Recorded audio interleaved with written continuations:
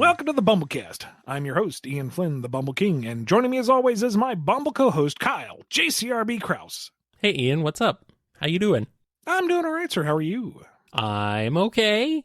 We're here on a Wednesday to answer more questions, and Yes. we have a lot, so... Yes. They all come from our wonderful patrons over at patreon.com/BumbleKast, Ko-fi.com/BumbleKast, and our YouTube members. Yes, indeed. Let's go ahead and get started with this one from Jack C. What would happen if the Hooligans, Rough and Tumble, and the Witch Carters all went to Starfall Islands? They'd all be trapped forever in cyberspace. Bum. They'd never figure out how to get out. No. You think Knuckles, Amy's, and Tails can't get out of their own volition? Those goofs are never getting out. I feel like Bean would accidentally get out. Just because of his Blows nature. A hole between dimensional realities. Yeah, just because of his nature, you know? That's just how he is. But I don't know, the rest probably would not be able to figure it out. Here's a question from Hip Kid Brick. How is the writing formatting for a game different from a comic or TV show? As some lines of dialogue would be placed in smaller/disconnected or even non-linear events, such as in Frontiers with its non-linear choices and various monologues, I'm extremely curious as to how a writer would format and organize it all. Yeah, it's way different. With television and with comics, the manuscript is in like Word or a PDF or something similar. It's all just very simple text-based. You can find a sample over at bumbleking.com for my personal style, but that's not like the one true way to do it. And there's a lot of formats that are similar but different. But it all comes down to basically like block paragraphs for staging and then individual lines denoting who is speaking and what their line is. With the games that I've worked on, that's kind of how we begin work because that's the easiest way to review and edit. But when it gets to the actual finished product, the weirdest thing is, and this is across companies, this is across titles, seems to be the universal standard. It all goes into Excel. It all goes into a spreadsheet. Yeah. And thankfully, all the clients I've worked with, they provide those spreadsheets. So that has all the documentation and enumeration and whatever their system uses to flag where lines go. And I just plug in speaker and dialogue. And if there is a cell tab for it, you know, any possible voice direction or greater insight for the rest of the team to understand what's going on. But yeah, it's really weird. And that was the hardest thing getting used to, was working in Excel and putting dialogue in. That it is not friendly for that kind of writing, but no, that's what they use. That's what everybody uses. Yeah. I think it's just for the benefit of the developers who actually are going to implement the dialogue. I guess it's just easier that way, in some fashion. I don't know. So it makes sense. It's kind of odd for the writer side, but if you're a developer, then I think it makes more sense. It's pretty neat, though. Here's a question from Philip It's Cold. I've been thinking about the Sonic Boom universe as of late, and how a lot of mainstays in Sonic seem to be missing, like the plethora of magical gemstones. I must ask, how would the BoomKast handle things like the Chaos Emeralds, Master Emerald, Phantom Ruby, and Time Stones?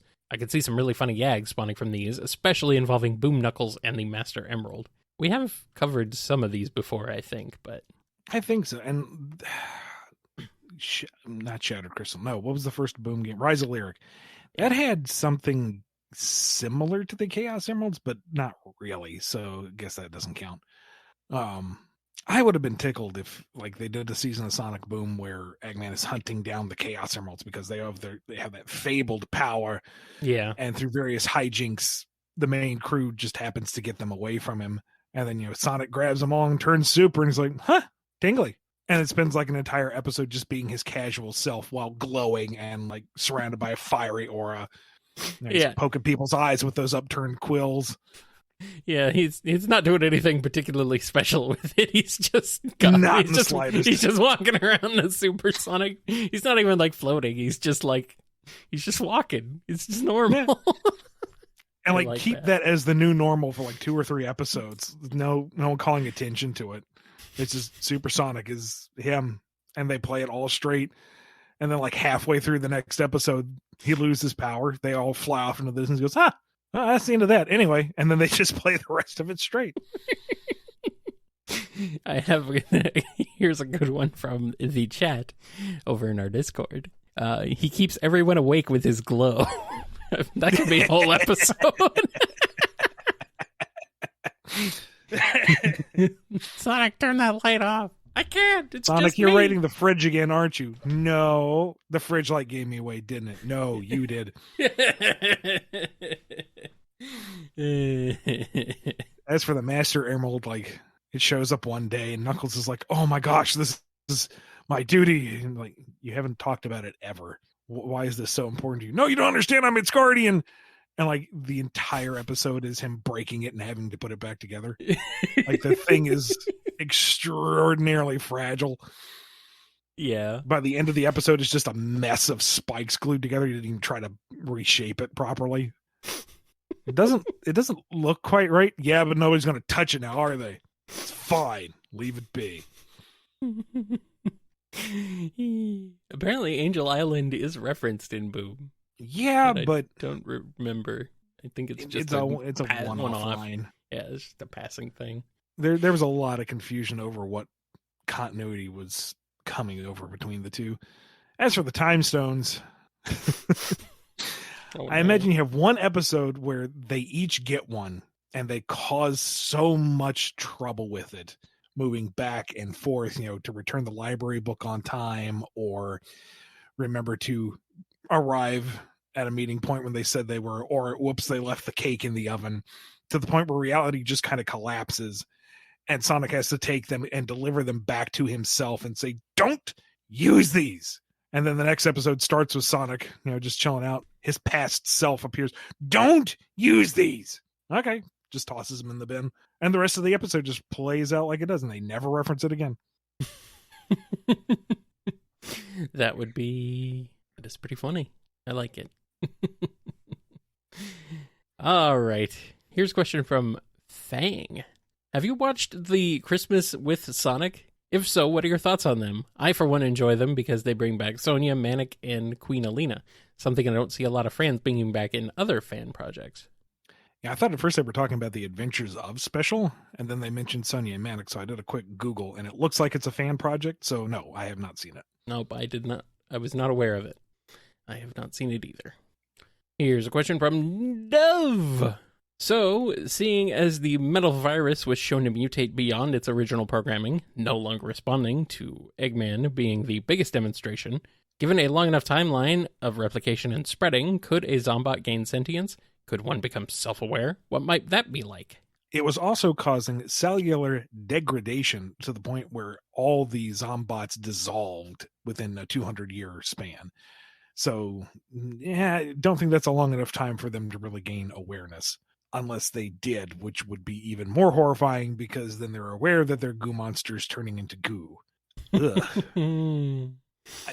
As dark as that story is, I think that might be a wee bit too dark. Too much. Too much. Do not want. Here's one from Dallin.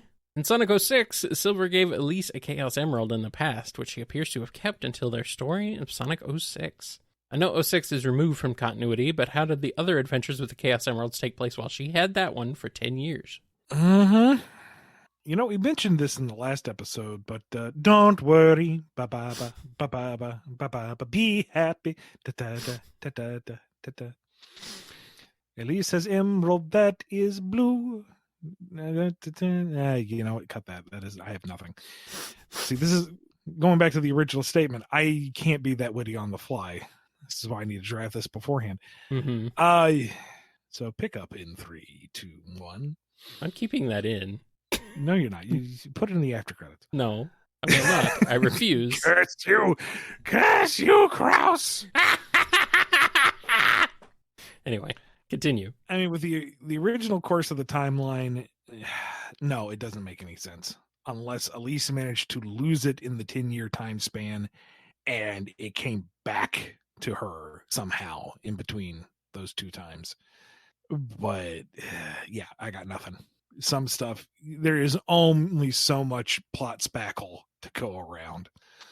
plot holes in Sonic 06? Perish to thought. I mean, thankfully, the ending of 06 fixes it for us because Solaris was never experimented on, so it never exploded. So at least was never entrusted with the Blue Emerald. So, Then what was the point of the game? Lost to time, ironically enough. Well, I guess while we stew on that, we'll take a quick break. Then we'll come back with more BumbleKast.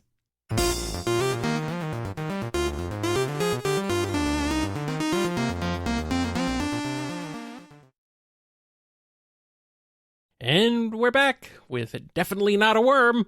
Something intriguing to me about Supersonic is how other characters refer to him as his own character rather than a transformation. It's never go super, always turn into Supersonic. Am I onto something, or am I crazy looking into this too much? No, you're definitely right that seems to be a trend. And it's weird because it's not like he turns into a separate individual. Some media shows him becoming a little more serious and focused, but that doesn't seem to be consistent. Mm-hmm.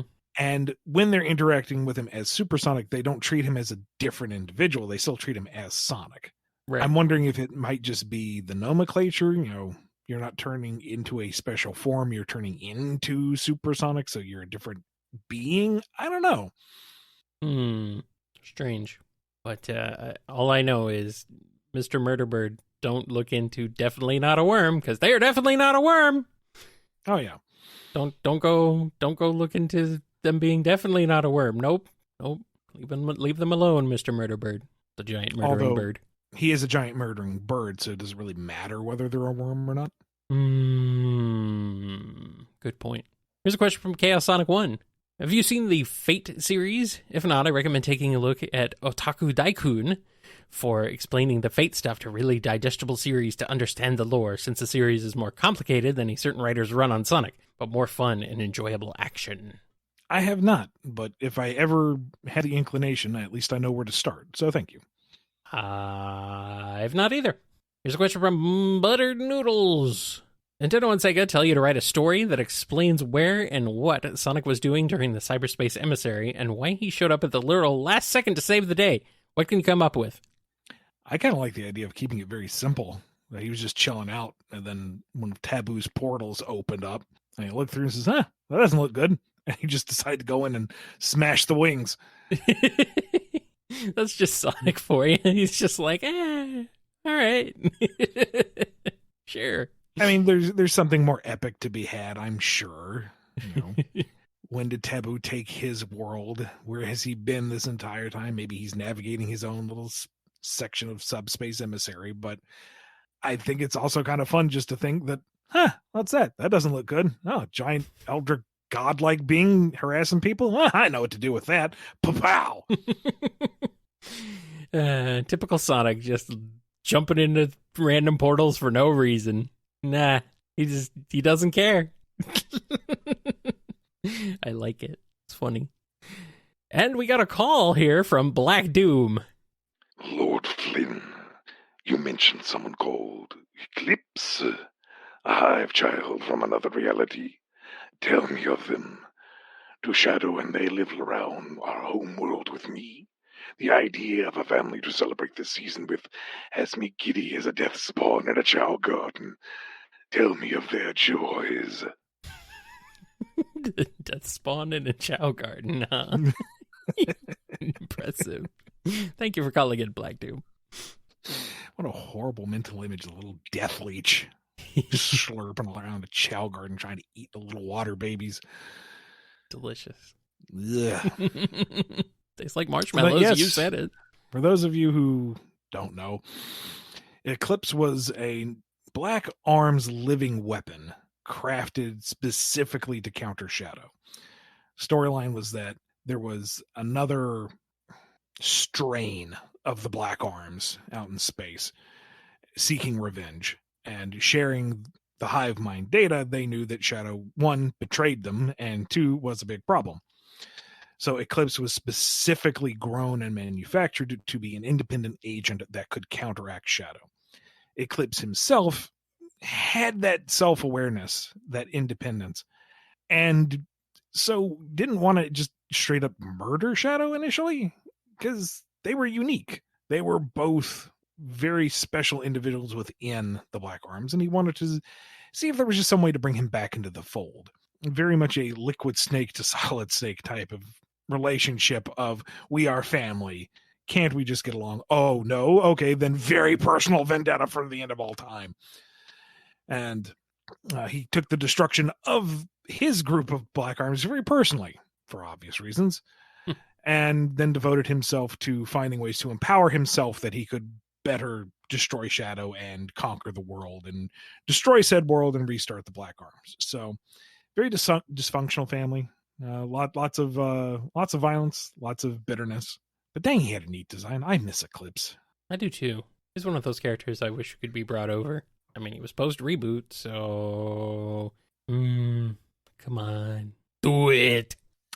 Not you, obviously. I know you can't do that, but, somebody, somewhere, figure it out. Here's one from Batman69 LOL. What are the usual rates for hiring a writer? Depends on the project and the scope. Like, someone who's writing for a novel is going to charge differently than someone who's doing a manuscript, who is doing something for radio copy or going for television copy or even game copy. There are a lot of variables to take into account. Some folks charge per word. You're looking at anywhere between like 10 cents to a quarter per word. Well, we'll use US dollar just for base reference. Most comic books are per page, and that will vary vastly between publishers. Like, depending on who I'm working for, I can get anywhere between like $35 to $75 a page. It's huge, really. My personal indie rate for folks who have come to me for comic stuff has been $35 a page. That's about as low as I can go to, still actually turn a profit for time spent and still make it at least reasonably accessible to some folks. Because if I charge my full pro rate, whew, I know everybody's just trying to get by, and I really do want to support the indie scene where I can. But at the same time, I can't just give away time for free, Right. So whatever you're doing, it's good to just kind of look around and see what the standard rates are and look at whatever talent you're going to hire. Because if somebody's starting out, they'll probably go for a lower rate just because they can't necessarily justify charging a full pro rate. But if someone's been doing it for a while, don't throw pennies at them. They have put their time in. They have their resume to show what they can do. You're clearly seeking them out. You need to pay them what they're worth. Absolutely. Yes. I've heard some instances where they kind of like, I remember a musician who got hired for a job, and they were telling a story. They were surprised at how much they were getting paid, and they initially lowballed themselves. And the company is like, no, we'll give you more than that. So I have to at least applaud them for being upfront, like, yeah, you're worth more than you think, so we're going to give you what you're worth, and not what you think you're worth. So, yeah, sometimes the company is good like that, It just kind of depends. So you got to be upfront about it. So I appreciate that. I'm glad they didn't, go with the initial lowball offer. So, but I've heard of plenty of stories like that too. So you just got to keep in mind, like you say, Ian, professional rates versus indie rates and stuff like that too. Yeah. So. And if you are bidding on a contract, there's always that fear of, overbilling, saying I'm worth this much, and they go, that's not in our budget, and you lose the gig when, you would have taken it for $5 less, because you need the gig. But at the same time, if you lowball yourself, then you're, one, undervaluing yourself, and two, you are not making nearly as much as you should be to get by, and you get kind of stuck in that rut. Right. I have no easy answer. I struggle with this myself. So don't just take my word for it. Look around, look up what other folks have said about their experiences, and see what you are comfortable with and what you can manage to do. All right. Here's a question from Andrew D. I only recently realized how closely Mechasonic Mark III resembles Mecha Knuckles, especially their eyes. Is this the standard for mecha models in modern Sonic? I still find it strange that Eggman built a Mechasonic Mark III and just never used it. Do you think we'll ever see modern mecha duplicates outside of Scrapnik Island? I don't know if we can really call it a standard, because we haven't seen a ton in the mecha line, and they aren't really consistent across. Mecha 1's got the Una eye going on, but it's a single like pupil in a screen, almost like what are they called in Gundam? The Zaku's? I have no the green idea. robot. And Mecha 2 had the Cyclopean thing going on too, but that core moved from the head to the torso as it did his various attacks. So the hive kind of dome eyes that Mecha Knuckles and that Sonic Mark III have are the more current, but we haven't seen anything else. And we haven't seen Mecha 3 in action, probably because it was just meant to be an Easter egg. I don't think there was any greater thinking at the time. So until we see more in the mecha line, like a Mecha Tails or a Mecha Amy in the modern setting, I don't know if we can really say if there's any consistency or if that's what the brand looks like or what. And we got a question here from Alphamon or Yukin. You're given the opportunity to reboot Sonic Underground, but the catch is that all 3 siblings must have their own Freedom Fighter groups. No limitations on which characters you can use. Who do you choose? So a whole team per triplet. God, that's a big cast. I mean, just give Sonic the standard Freedom Fighters. You kind of have to. I mean, just straight up. Sonya, maybe the Fleetway crew. Oh, that could be fun. Yeah. I don't have a really good reasoning for that other than they seem to be, from what I remember, a fairly close-knit group that weren't, the underdogs scrambling at the fringe. They were a group of friends that came together for a common goal. Right. So maybe them. So who would Manic get? Because you didn't really have a cohesive group of freedom fighters in Underground. You had a smattering of friends they made along the way, and maybe you could group them together, but I don't know, maybe flesh out the family of thieves that Manic came from, invent a group for them. Yeah, just give them the hooligans. Yeah, or the hooligans. He convinces them that, saving the world would be profitable. Yeah, that could work. Yeah, that could be fun. I mean, I think that works. Could figure that out. Hooligans plus Rough and Tumble if we really want to indulge and cast bloat. Sure, why not? Why not? All right, here we go. We're jumping into the Sonic Frontiers spoiler zone. If you've not played the game yet, or you don't want to be spoiled in some fashion, then turn back now. We'll see you on the next episode. But if you want to get spoiled, or if you've already played the game, here we go. From Happy Times, how does Sage's power in the digital world compare to Phage's and Nicole's? If she's stronger than base Nicole, what about overclocked Nicole? It's kind of hard to say because we've only seen Sage within the context of cyberspace. And her integration into that may not be the same as if she were uploaded into another system. It's hard to really do a good one-to-one. But given what we have seen she can do in cyberspace, she seems to be vastly superior to Phage or Nicole. Nicole seems to be able to manipulate and move around systems very freely, but not as effective in terms of manipulating them. And Phage can corrupt systems, but that seems to be limited in terms of what she herself can interact with. And I would dare say Sage might be able to purge that, like just straight up push her out. So I'm thinking overclocked from what we have seen, and this is not a great deal of data to work with, but I would think maybe overclocked Nicole could go toe to toe with Sage, but she would need that extra boost. Sage seems to be the strongest of the three. I want to see this someday. Damien, that hedge has a question. In the quick shot of the ancients above the Earth, we see part of the Earth that's lit up pretty majorly across the continent. Can you talk at all about what societies were around then, or is this just a reused model? I went back and watched the cutscene again myself, and I didn't see what they were talking about. The world looked pretty dark to me. The Ancients' fleet was sparkling pretty heavily because they were being influenced by the Master Emerald. But yeah, there wasn't any, as far as I know, there wasn't any societies predating the Ancients. Alrighty. Here's a question from Ann Tails. I personally greatly enjoy Sonic and Knuckles' banter in Frontiers. Their scenes were a refreshing take on their friendly rivalry. I noticed that these interactions help fuel a bunch of wholesome Son Nux content online, especially given their mannerisms and facial expressions during their conversations.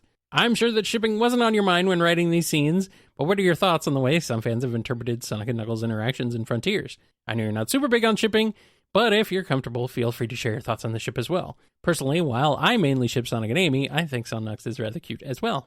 Once again, I'm not here to validate or criticize anybody's particular headcanon. If you like a ship, sail merrily off to that good sunset. I will not shoot you down. Sink you. You shoot down planes, you sink ships. I'm not going to be the naval officer here. You're really stretching this metaphor, Ian. Come on. Oh, to the breaking point. Personally, I don't see them lasting. I think there's too much friction there. I think there's just enough oil and water type of personality clash that they couldn't maintain a long-term relationship if that was to go that route. But there's still that mutual respect there, to be sure. So maybe a fling if you wanted to go that route. I don't see it being forever and always. Come on, Ian, you can do it. Make it canon. That's my interpretation of the idea. If you think I'm wrong, that's fine. Do your fan art, do your fanfic, enjoy yourself. It's wholesome. Come on. And our last question comes to us courtesy of Sam Cybercat. What is each of your favorite things that Sonic can fish up in the fishing minigame?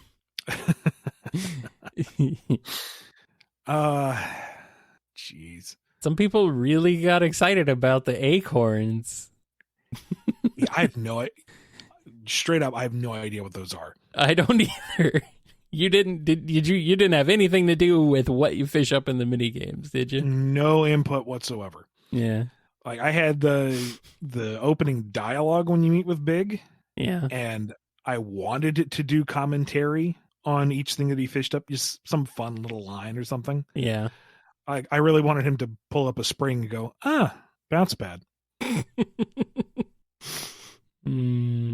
Yeah. Pull up the ending sign and go, hey, maybe I'll take this out for a spin.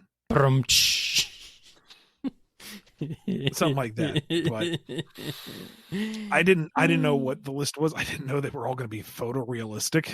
That's the funniest part too. I love it. I legit do. I like to think that giant freaking tire came off that gun truck. You know? The tire is funny. I have no idea what that Rosetta Stone says, you know? Dove, he literally does that. That happens. He pulls up a alligator, crocodile, whatever. So I don't know. I like all of it, really. Yeah. You know, it's funny in each of its own right. Even the fact that the big old ring he pulls out and the descriptor's like, yeah, it's just a piece of art. It's not even a ring. It's just some replicant thing. There's it something amuses me. There's something like, I forget which one it was, but there's something that's like supremely deadly that he catches and is just holding. Blue ring octopus. Yeah. Oh, that's right. Yeah.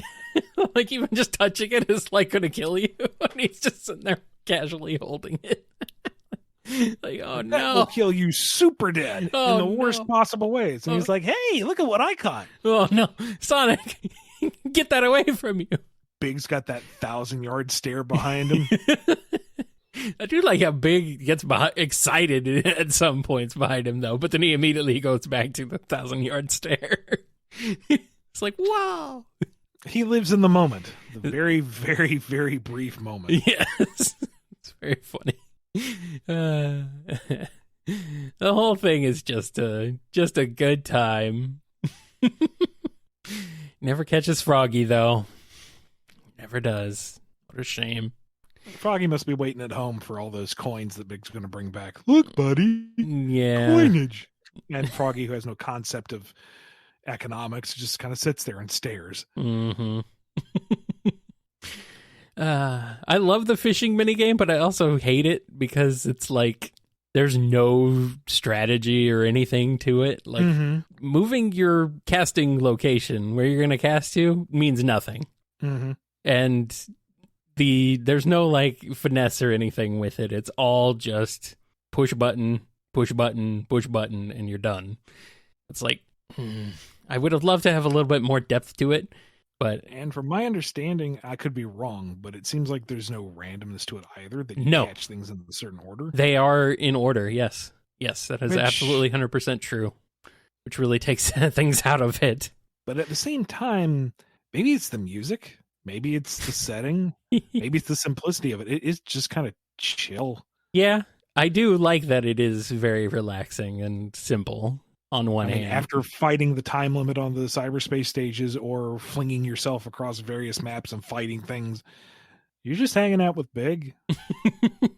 You tap a button, you pull something in, and Big's like, yeah, okay, back to chill again. Got too excited for a minute. Can't get that heart rate above 15 BPM. I would have loved to have a little bit more depth to it, though. Just a little something. But, on the other hand, I get it. It's just a little side thing. So, yeah, it's a fun game, though. I do like Sonic pulling up like monitors and springs and stuff. That's funny. And the end goal sign. Like, what the heck? Why is that in there? It's cyberspace, man. It just is. Yep. Why not? Good times. What's your end goal? Sometimes it's a sign. Sometimes it's a chain. Ian, why? You're leaning a bit too much on the fourth wall, buddy. I wondered if that was towing the line a bit much, but everyone seemed to just like the joke so much. It's like, okay, we've collectively agreed that it's a joke and we can overlook the fourth wall nature of it. It's like, I guess that's your equivalent of no copyright law in the universe is going to stop me. Oh, boy. Like with any humor, your mileage will vary. Yes. It was just silly. Yeah. I don't know. I think one of my favorite exchanges in the whole thing is when they're at the giant radio dish on Ares Island. And Knuckles says, I hit it with all my strength and it didn't even budge. This stuff is solid. And Sonic goes, Knux, don't punch the ruins. Just the impatience in Roger's voice. It's like, yes. That's exactly how I wanted it read. Yes. Good stuff. I was wondering, like, could he actually even interact or touch the ruins, considering he's like stuck in half cyberspace and can't interact with Sonic? I don't know. Well, the ruins themselves are networked to cyberspace, so there's kind of a fuzzy interaction degree. Okay. I was wondering if part of the joke was that he punched it as hard as he could and it didn't move because he just couldn't interact. That works too. He just went right through it. Depends on how you want to read it. That's kind of what I was thinking when he said that, but it's still, either way, I think it's still pretty funny. So, very good. Yes. All right. Well, we are at the end. The Frontier spoilers are over. Now it's time to read some names. Yes, thank you to all the folks who support the show via patreon.com/BumbleKast, Ko-fi.com/BumbleKast, or as a YouTube member. Big thank you to Daniel H., James K., Jennifer R., John B., Robotnik Home, Sam Cybercat, Samuel P., Torchbound, Mike B., Dave M., Andrew D., Salucha Cat, Coupling Crew 128, Jay Frost, DoIsDizDin, Hero of Light 13, Professor Scruffy Matt, Noni, Chris A., Sony, Triforce Riku, John M., Jib, Yummy, Fiona M., Lee H.K., Lisa M., Ben Wolfsbane, Sonic, Chevelle, Scurvy Pirate Hog, Keeper of Monsters, Axis, Arc Fighter, Xander O'Neill the Painter, Tick Tick, Jonathan D., The Name is X, Nimmer, Godzilla, Nando, Quaggle Gaggle, Starlight Sec, Cameron H., Justin S., Twilord, Ava Arctic, Dove, Alex G.S., Just a Mountain Soul, Dadler the Dalek, Sonic Legacy, Chaos Sonic 1, Pedanticat, The Disgayan, Red the Supernamic, Les, Jennifer H., Chad, Jolene B., Alpha 1 or Yukon, Ink Thinks, Joshua S, Omega Watt, Dapper Shinks of the Stars, Preston M, Noah S, and Tails, Sonic 84, Kojiro Highland, Awesome Cakester, Supersonic Fan, Derusivo, Radry,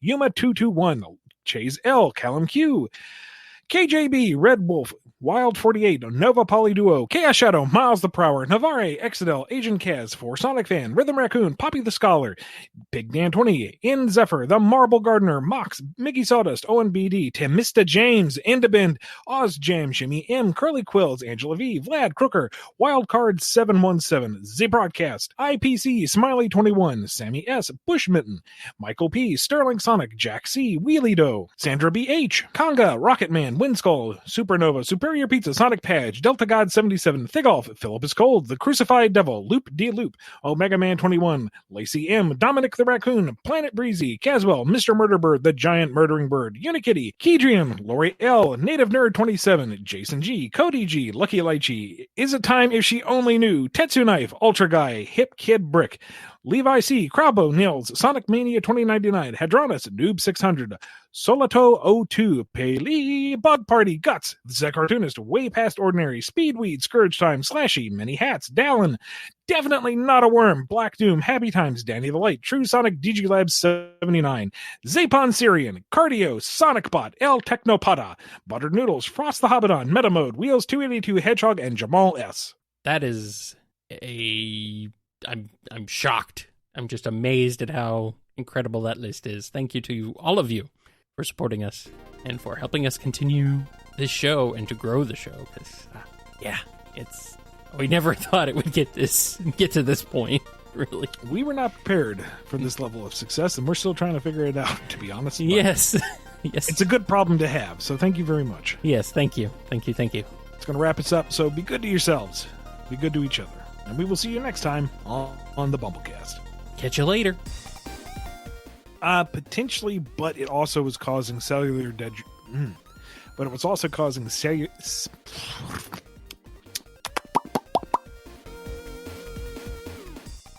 In case you missed it, some of them that I've been sitting on for a bit is more superhero stuff in the Archie digests that are out now. Oh, really? I told the editors at Archie that Archie's fine and all, but I struggle with it. Like, I just can't do that slice of life humor. It really is a problem where I can't do simple one-off gags with the Archie crew. I don't know what it is. It isn't on my wavelength. Mm-hmm. But if you have anything with Mighty Crusader stuff, if it's got spandex and it punches something, apparently that works for my brain. So they started pitching stuff like, we want to see a story with this superhero, but within the Archie setting. And that clicks. I don't know why, but that clicks. And nice. A lot of some of these are like semi-serious superhero team-ups with like the Super Teens and the Mighty Crusaders. Mm-hmm. And a lot of them are just taking the piss out of them. Like, there's one of the stories that just came out is a hero called Captain Flag. His entire deal is he wears the U.S. flag as a cape. Yep. And he has an eagle named Yank. And so the story is him rushing Yank into the emergency veterinary clinic where Betty is volunteering. Mm-hmm. And I just make fun of the fact that this guy is named Captain Flag and his bird is named Yank. That's pretty much it. That's the joke. And some of them are being drawn by Stephen Butler, yo. Oh, nice. Wow. And some of them were done by Ryan Jample, so they look really good, too. Very cool. Wow. I didn't know Stephen Butler was still drawing, still doing stuff. I'm assuming just for Archie, huh? Pretty much.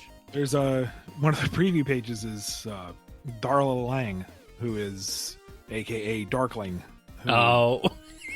Very, very rough parallels to Raven out of Teen Titans, I guess. Mm-hmm. Now, like, Archie's like, hey, cute girl on campus, let me try to hit on you. And she's not interested until she sees some kind of hell beast has crawled out of the dimension directly above his head. And she's like, she calls out its name in anger, and he goes, bless you? She goes, well, you will regret crawling back into the light. And he goes, oh, that's its name. As he's like being flung around by tentacles, and she turns into this dark priestess fighting this D&D beast on the edge of school grounds. Mm-hmm. I don't know. I have fun with that. Yeah. That sounds pretty good. And what are those in? These are the most recent Archie digests. So, like, if you go to any drugstore or grocery store, it should be on the shelf. I have it listed on BumbleKing.com. Okay, cool. You've been listening to the BumbleKast, a co-production of Bumble King Comics and the KNGI Network. Original theme music composed by Ken Coda Snyder. Remixed intro by T-Lopes. Find out more information, along with podcast feeder links, MP3 downloads, and more at bumbleking.com and kngi.org. Deck the halls with boughs of holly, fa la la la la la la la. Is the season to be jolly, fa la la la la la la la la. Thank you, Black Doom. Don we now our black apparel, fa la la la la la la la. There we go. While the whole world's put in peril, fa la la la la la la la la. Exactly. I don't know. If we ever did a Black Doom Sings album, that might need to be auto-tuned just a little bit. I don't know how much range I can do with that. Range? Pshaw. I think the point is that there would be no range. If you ever want a creepier version of Baby It's Cold Outside, just give it to Black Doom. Does he sing both parts? Make the most sense. No, have the lead vocals be Shadow just being very passive aggressive. He doesn't even want to stay with Dad for the holidays. He wants to go home. Don't want to be here. Shadow, it's cold outside. Eat a chaos spear. Shadow, it's cold outside. Don't want to be here. Yeah. Wait a minute, who's missing? I saw Mommy kissing Santa Claus underneath the mistletoe last night. Oh no. What a laugh it would have been if Daddy had only seen Mommy kissing Santa Claus last night. Everything becomes spoken word. Yeah, with Black Doom. I mean, it's like Shatner. Grandma got run over by a reindeer. Such a waste of good grandma meat. Oh yeah, I don't think you're recording at this point. You'd be surprised. Oh, well then. I never hit the stop button. Lil from BumbleKast Musical Albums Black Doom Christmas Album. What child is this in red and black, who's trained to kill, trained to attack? I saw 3 ships come sailing in on Christmas Day, Jingle bells, jingle bells, jingle all the way. Sing Christmas bells, barreling, tell all the world Jesus is king. All right, I think that's enough. I think that's enough. Yeah, probably my throat's starting to hurt. Yeah, let's not push it anymore. Alrighty. Imagine the black comet flying through space just covered in like one string of Christmas lights. I think we have our thumbnail. The barest bit of green and red lights twinkling. No, I'm having fun. Genius. The Advil finally kicked in.